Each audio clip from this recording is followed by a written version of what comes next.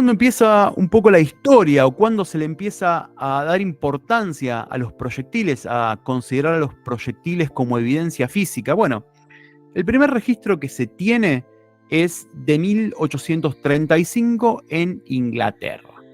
¿Qué fue lo que pasó? Bueno, hubo una persona que fue asesinada por disparo de arma de fuego. En esa época eran armas de avancarga.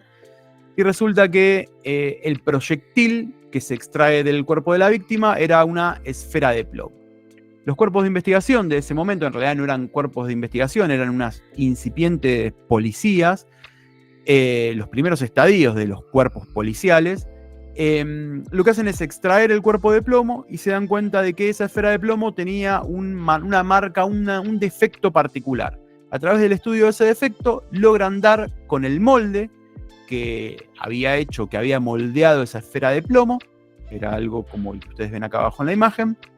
Y no solo eso, sino que el taco que se había utilizado, el separador que se había puesto entre la esfera de plomo y la carga de pólvora para aprisionarla, para compactar, para hacer compacta esa carga, era una hoja de diario, y resulta que ese pedacito de hoja de diario correspondía con el diario que se encontró en la habitación de uno de los sirvientes de la persona asesinada.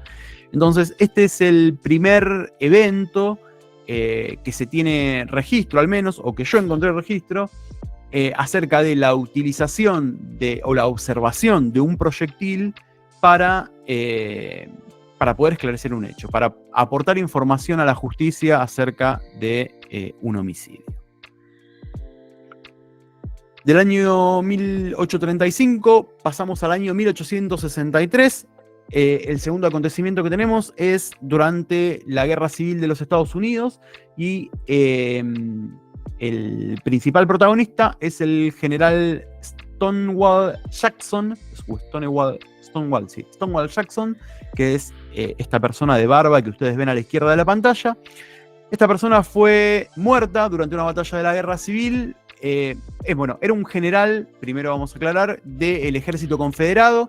En la Guerra Civil de los Estados Unidos se enfrentaron confederados y nacionalistas. Este era uno de los generales del ejército confederado y muere por producto de varios disparos de arma de fuego. En esa época los confederados utilizaban un mosquete calibre .67 con balas esféricas, y los nacionalistas de la Unión utilizaban estas balas Minié calibre .58.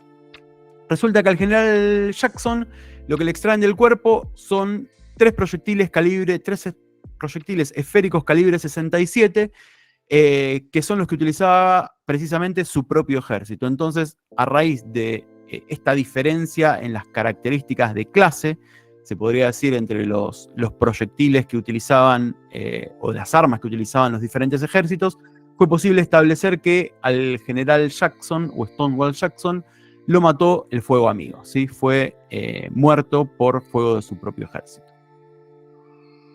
Más acá en el tiempo, ya para el 1900, se empiezan a escribir los primeros artículos en los cuales se destaca la importancia de realizar mediciones sobre los proyectiles. En este artículo del Dr. Hall ya se empiezan a mencionar a los micrómetros y a los calibres como elementos necesarios para realizar mediciones sobre las marcas que quedan en los proyectiles o las marcas que las armas le transfieren a los proyectiles.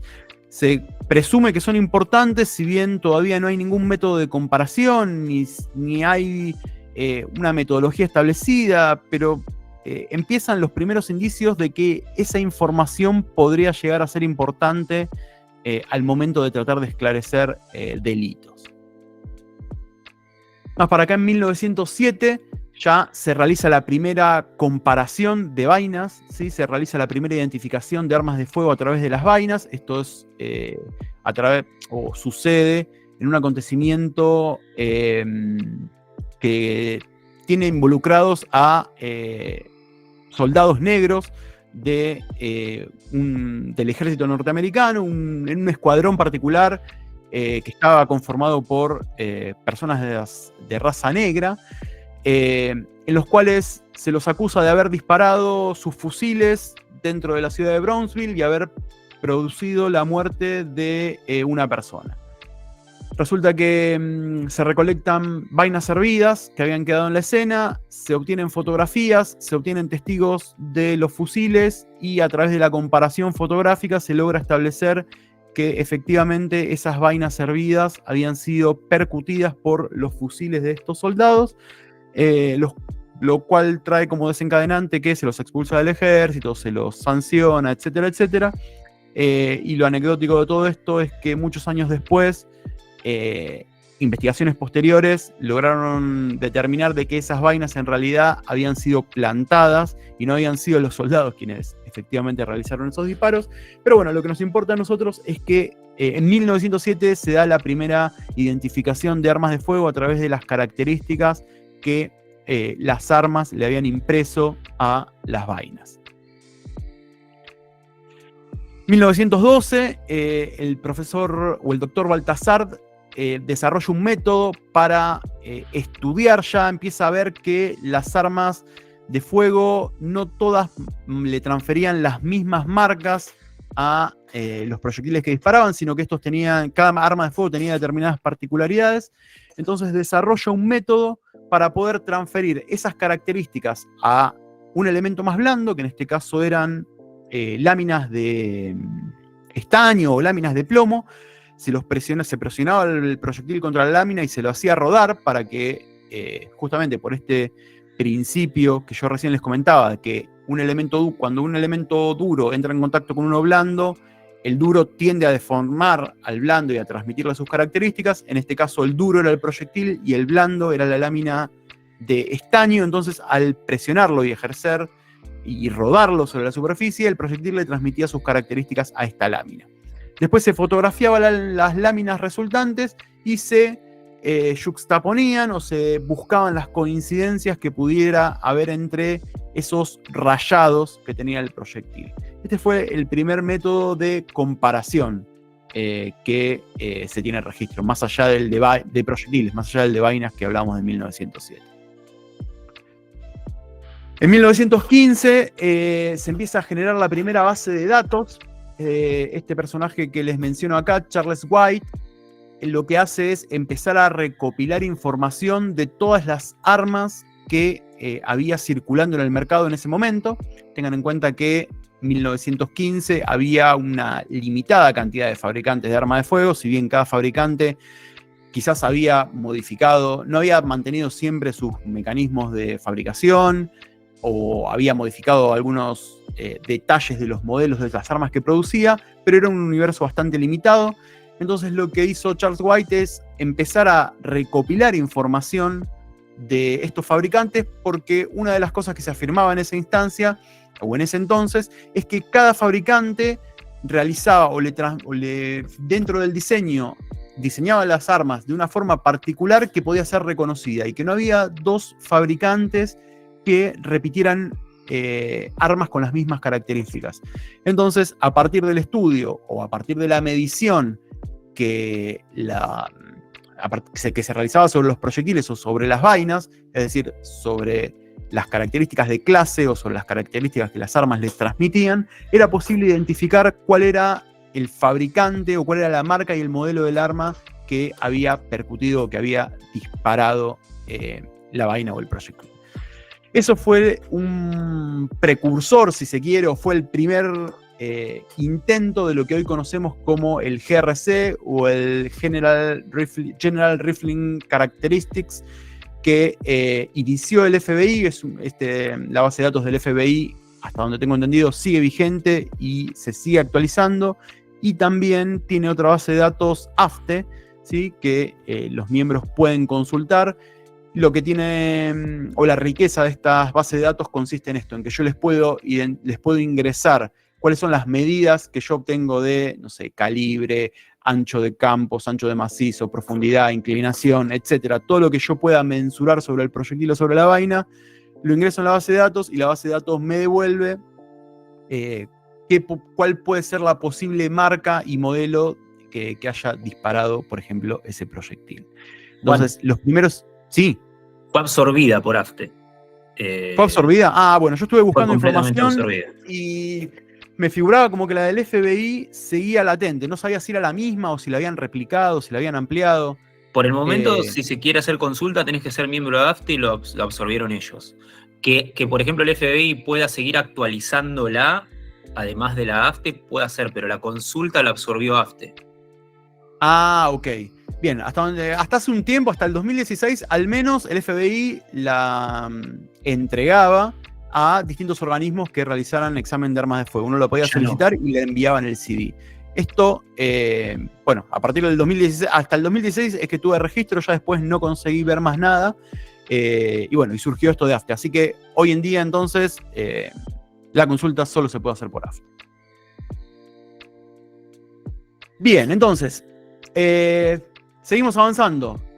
1922, ya hay algunas publicaciones científicas, fíjense esta, que nos hablan de cómo los expertos identifican proyectiles. Nos hablan de dos métodos diferentes. Por un lado, un método de comparación fotográfica. Acá todavía no existía el microscopio, entonces lo que se hacía eran ir tomando fotografías de las estrías y comparando luego las fotos. O un método de impresión rodado en cera, que es algo similar a lo que hacía Bertillon, o lo que había, Bertillon no, Baltasar, similar al método Baltasar, pero en vez de hacerlo en estaño o en plomo, en cera, ¿sí? Pero el principio era lo mismo. Fíjense acá cómo se montaba la cámara con el fuelle sobre un microscopio y se obtenían las imágenes de las distintas estrías para después comparar esas fotografías.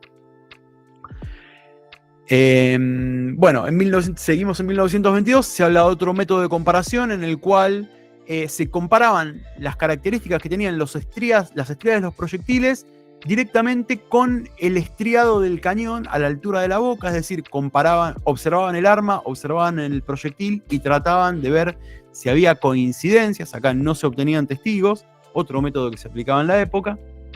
Y Juan, finalmente en 1925...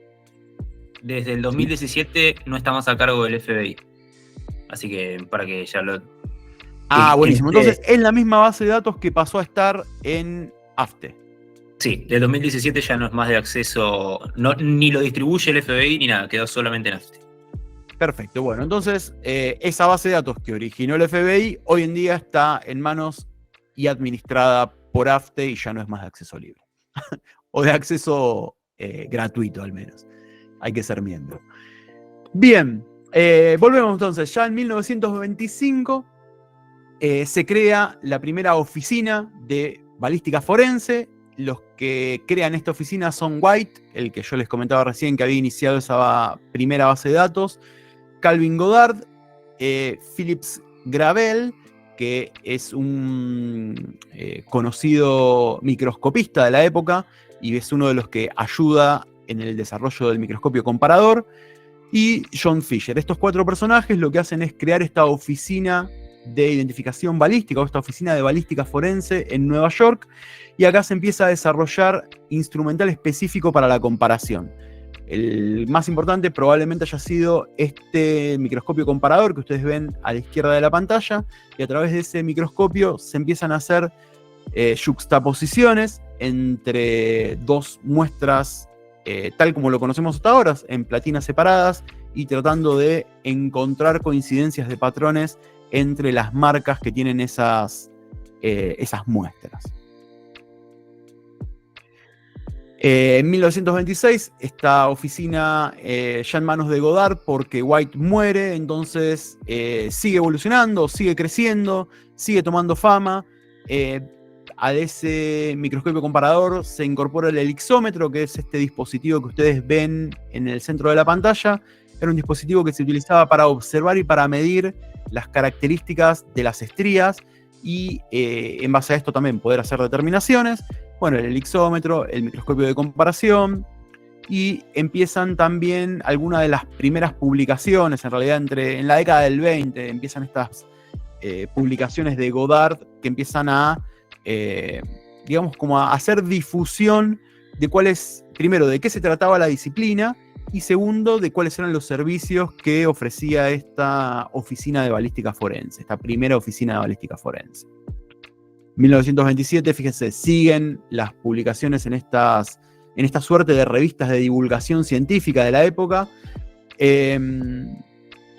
Nos empiezan a plantear algunos de los principios fundamentales que tiene la identificación de armas de fuego. Fíjense, dicen que las armas dejan sus marcas individuales en todos los proyectiles que disparan, que las marcas dejadas por un arma difieren de las dejadas por cualquier otra arma en el mundo, es decir, que es posible reconocer qué arma en particular disparó un determinado proyectil, y que las marcas individuales no se pueden modificar sin alterar el calibre del arma. Lo que encontramos en estas publicaciones, en estas primeras publicaciones científicas respecto de la balística forense, es que son como bastante taxativas y absolutistas, si se quieren. Se pueden identificar todas las armas de fuego, no importa cuál sea la condición, todas las armas de fuego son diferentes, y siempre las identificaciones entre dos muestras eran por sí o por no. Y esto, si ustedes lo piensan, son algunos preceptos que incluso hasta el día de hoy se manejan en algunos laboratorios. Pero fíjense cuándo se originan, en la década del 20. 1928, lo mismo. Acá empezamos también durante esta década a notar algunas, en las publicaciones, un paralelismo. Se intentaba trazar siempre un paralelismo entre las marcas que quedaban en los proyectiles y las vainas, en esto de identificación balística, de tratar de equipararlo con las huellas dactilares. Piensen que las huellas dactilares también surgen fines del 1800, principios del 1900, y en este momento es cuando toma mayor impulso, mayor auge.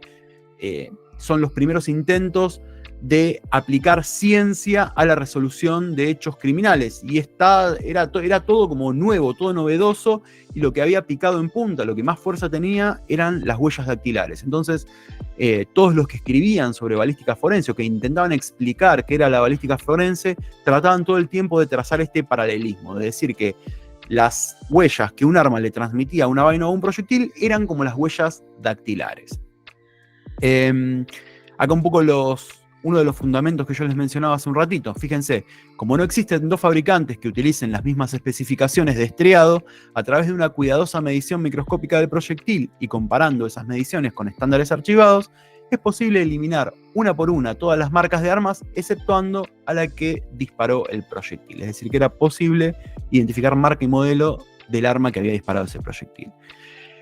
Y después hay una observación importante dentro del mismo artículo. Si ustedes empiezan a leer estos artículos, se van a encontrar con un montón de pasajes que, bueno, era imposible sacarlos todos y ponerlos acá, pero sí me interesa resaltar algunos más importantes. Fíjense lo que dice este chiquito que yo les pongo acá abajo.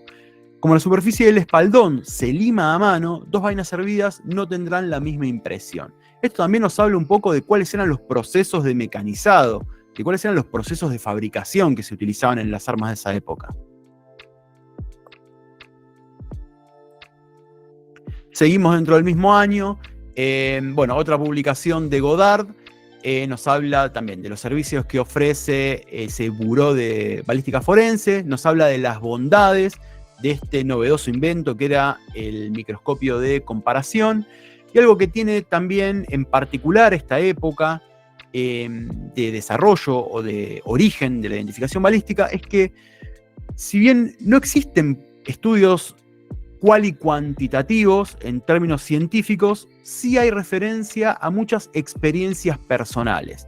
Entonces, ¿qué nos dice acá Goddard? ¿O qué es lo que cuenta Goddard? Que bueno, que él pudo diferenciar entre dos cañones de pistolas que se habían hecho de forma consecutiva.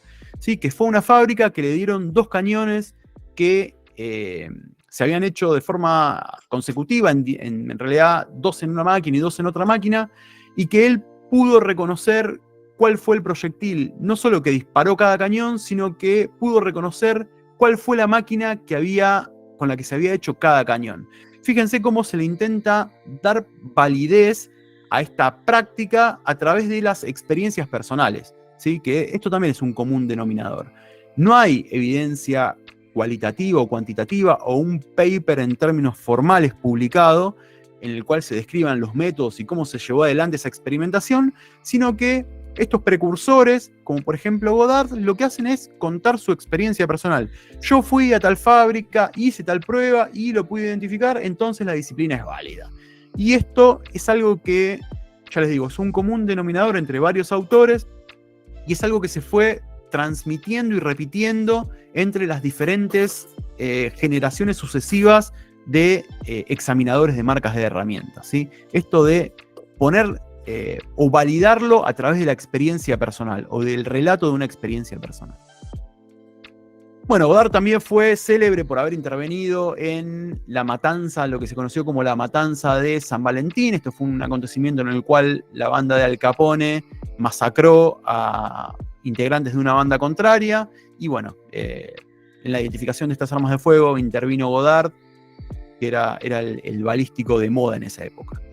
Ya en la década del 30, a partir de 1932, empiezan a aparecer otros autores, por ejemplo, Gunther, y se empiezan a hacer algunas salvedades. Ya acá deja de ser todo tan absolutista, tan blanco o negro, y empiezan a aparecer algunos cuestionamientos o alguna determinada cautela respecto a ciertos aspectos de la práctica. Por ejemplo, ya se empieza a decir que existen variaciones, o pueden existir variaciones dentro de las impresiones que deja una misma arma. Menciona que dentro de todas las marcas que el arma le transfiere a vaina y proyectil, el espaldón es una de las más confiables. Se empiezan a ver diferencias, fíjense cómo se empiezan a documentar los distintos métodos o formas de mecanizado, y que cada tipo de mecanizado deja marcas distintas sobre esas armas de fuego y en consecuencia sobre las vainas o sobre los proyectiles, pero ya se empieza a hacer como un estudio un poco más crítico y refinado de esos principios básicos y fundamentales que se habían establecido a partir de Baltasar. Lo mismo, en el 32, ya dentro de la misma década, esta década del 30, empiezan a surgir artículos que dicen que a veces no se puede ser categórico, que empiezan a cuestionar esto de cuántas marcas son suficientes, que plantean que es necesario que los peritos tengan un entrenamiento y una evaluación exigente, práctica, es decir, que se los tiene que hacer practicar al microscopio con tests de los cuales ya se sepan las respuestas, entonces poner a prueba al perito para ver si es capaz de reconocer los orígenes comunes entre esos elementos. Hablan de que es necesario que existan organismos de evaluación y de certificación. Fíjense, 1932, y ya estamos hablando de que los peritos de esa época estaban planteando la necesidad de regular un poco la actividad, ¿sí? Y sobre el valor y las limitaciones particularmente que tenían los testimonios, que tenía que tener en cuenta el perito al momento de declarar en juicio, ¿sí? Estas observaciones que ya van a ver cuando veamos parte de las críticas que se le hace en este siglo, fíjense que ya tienen casi 100 años. La importancia, Juan, también de la palabra arte, ¿no? En la diapositiva anterior, es el arte de identificar, lo que dice el subtítulo. Sí, en eso, sí, es verdad. Hay muchos que lo toman, que utilizan esto de el arte de la identificación. Pero yo les digo, no, era como que se intentaba poner fundamentos científicos, pero esos fundamentos fueron surgiendo sobre la marcha y se fueron descubriendo alcances y limitaciones sobre la marcha. Acá no había una metodología consolidada, eran cosas que se iban observando y se iban afirmando, pero no existían estudios que respaldaran estas afirmaciones. No, pensemos también esto de el sistema de comunicación, ¿no? Era como bien Juan nos venía resaltando, era un grupo de investigadores policiales que comunicaban unidireccionalmente sus logros. Es decir, le decían a la comunidad o al sistema judicial, nosotros podemos hacer esto, porque en un caso lo resolvimos así, porque nunca vimos, cosa que se repite, por ejemplo, muchísimo en huellas dactilares, nunca vimos 2 huellas dactilares iguales. Nosotros 5 que hacemos identificación de huellas dactilares, nunca vos viste una vez una, no, vos, listo, ya está. Todas las huellas son distintas, podemos resolver hechos, y nunca hay, obviamente que el sistema judicial o la comunidad en general, los legos, no tienen la capacidad de contestación.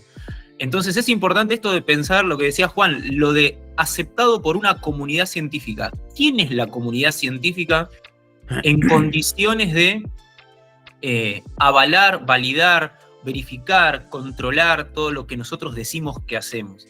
Porque si los astrólogos generan su propio journal y nadie los cuestiona, pues dentro de 100 años la astrología será ciencia y la adivinación de las características personales a través de la posición de los planetas quizás sea ciencia. Entonces está buenísimo este recorrido de ver eso, que ¿cómo se origina? Pues bueno, pues como un grupo de gente que le dice a la comunidad que dice que puede hacer determinadas cosas. Hasta ahora, hasta lo que vamos viendo de este recorrido, fíjense, ya van casi 30 años y fíjense que todas las publicaciones son de gente que ejerce la disciplina, no hay nadie externo, no hay ningún revisor externo. Y fíjense que aún así fueron surgiendo algunas alertas de, che, fíjense que las armas no marcan siempre todo igual. Che, fíjense que esto tiene límites. Fíjense que a veces no se puede ser categórico, no puede ser blanco o negro. Con matices, ¿sí? Pero bueno, empiezan a aparecer elementos nuevos que en los orígenes no estaban. Al principio era, todas las armas marcan diferente, los miro, son o no son, fin. Bueno, seguimos. Entonces, en 1934 empiezan a aparecer los primeros libros. Este autor Burrard es un autor ya no americano, sino inglés, que habla de lo mismo, de las bondades, de las ventajas y desventajas del microscopio comparador. Empieza ya a poner algunas imágenes en yuxtaposición. Lo destaca como un elemento súper útil para los proyectiles, pero que para la observación de vainas no lo convencía tanto. Pero empieza a surgir esto, manuales de identificación. Ya empiezan a surgir contenido que está más allá de esa divulgación que se hacía de la ciencia en esas revistas o en esos artículos aislados, sino que se empieza a consolidar como un cuerpo de conocimientos. En el 34 teníamos a Burrard, en el 35 tenemos a Hatcher o a Gunther, que este Gunther ya lo habíamos visto en uno de los artículos que pasaron recién. Entonces como que se empieza a formar un cuerpo consolidado de conocimientos específico de la identificación balística. Un cuerpo de conocimientos creado y desarrollado y plasmado únicamente por balísticos o por examinadores de marcas de herramientas. Y también durante este periodo hubo un montón de intentos en avances tecnológicos, de generar tecnología y dispositivos y técnicas nuevas que permitieran hacer de forma más eficiente este trabajo. Fíjense, algunos de los desarrollos siguen hasta el día de hoy, otros fueron obsoletos y se dejaron de utilizar. Este es un ejemplo de una cámara fotográfica que se utilizaba para fotografiar el interior de los cañones, de lo que hoy conocemos como un boroscopio o como un endoscopio. Bueno, ya se habían hecho unos primeros avances en 1922.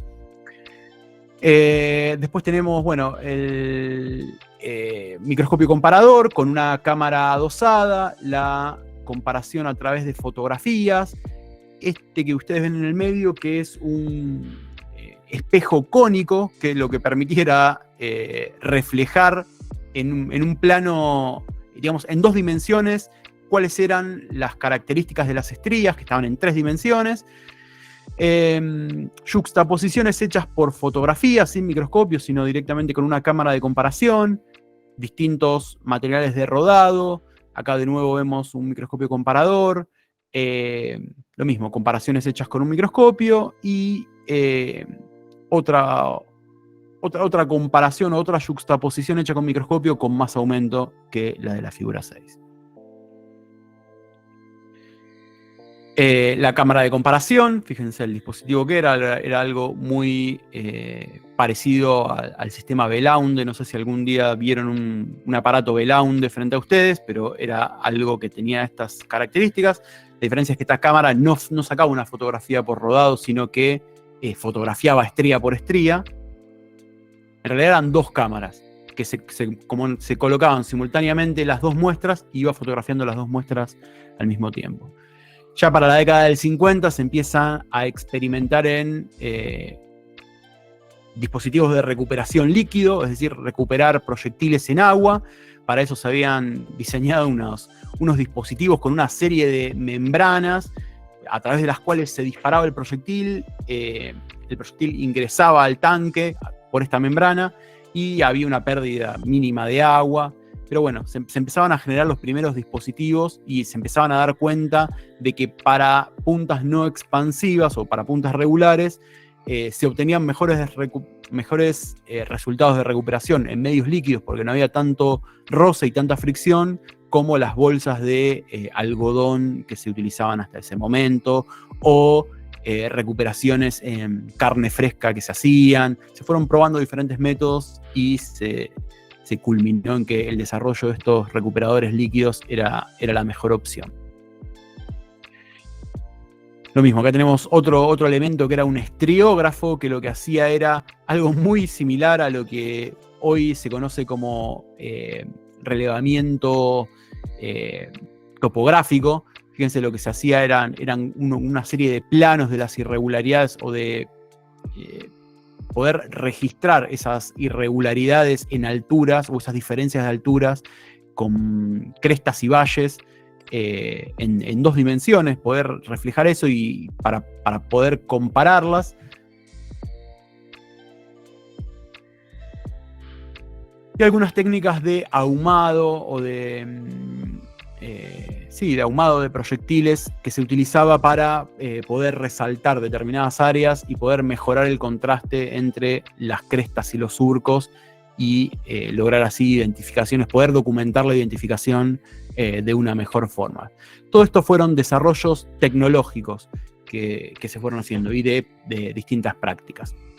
Entonces, de modo así a grandes rasgos, como para contextualizar esta aparición y evolución de la identificación de armas de fuego, tengan en cuenta que el origen de la identificación balística se da en medio de la aparición de la criminalística, esto de aplicar ciencia a cuestiones judiciales. Esto era algo novedoso en esa época. También estaba influenciada por el auge de la identificación a través de huellas dactilares, y yo creo que muchos de estos principios medio que son tomados o son prestados de aquellas afirmaciones que hacían los identificadores papiloscópicos, fundamentalmente esto de la variedad, de que todas las armas marcan diferente. Bueno, me parece que es una versión ayornada del principio de variedad de la papiloscopía. Que los métodos de fabricación y mecanización de los materiales en esa época eran limitados y rudimentarios. Esto es pre-Fordismo, es decir, no existía la fabricación en serie como la conocemos hoy en día. Esto de que una cadena de fabricación o fabricación serial como tal, sino que era mucho más artesanal la fabricación. Entonces esto hacía que los acabados fueran más rústicos, menos homogéneos, y por ende las marcas que se registraban en las vainas y los proyectiles también estaban influenciadas por estas diferencias. En el punto número 4 tenemos que el universo de armas era mucho más acotado. Después de la Primera Guerra Mundial, los autores dicen que ingresó en Estados Unidos una gran cantidad de armas extranjeras, pero hasta ese momento el universo de armas que circulaba era chico y acotado. De hecho, White, después de la Primera Guerra Mundial, tiene que salir a ampliar esa base de datos porque se dio cuenta de que los datos que había recabado hasta ese momento habían quedado obsoletos producto de la gran cantidad de armas nuevas que habían ingresado, y que ya no era tan así esto de que era posible reconocer de forma fehaciente a cada fabricante a través de las características que tenían los proyectiles o las vainas, sino que muchas características eran compartidas por más de un fabricante. Como nos decía Nehuen, tengan en cuenta que todos estos desarrollos que se fueron haciendo surgen a partir de policías, de personal policial o de personal militar. No surge en un laboratorio científico estrictamente, ¿sí? Como fue producto de esto, de pruebas, error, de ensayos, de evolución, de observación, pero no hay un mecanismo de producción o una forma metódica de producción de conocimiento científico tal como lo conocemos hoy en día. También que hay poca documentación, más allá de los relatos anecdóticos, de intentos de falsabilidad de esta disciplina. Es decir, más allá de los relatos que hace Goddard, por ejemplo, de yo fui y pude identificar 2 cañones consecutivos, que era a ese momento lo más parecido que se podía tener entre 2 armas, o la mayor probabilidad de encontrar similitudes era entre 2 cañones que fueron fabricados consecutivamente, y él dice poder identificarlos. No hay documentación estrictamente científica, documentación, un paper o un artículo en el cual se haya plasmado esa experiencia más que en el relato de Goddard. Entonces, dentro de todo este contexto general es que surge esta disciplina, que se origina esta disciplina de la identificación balística.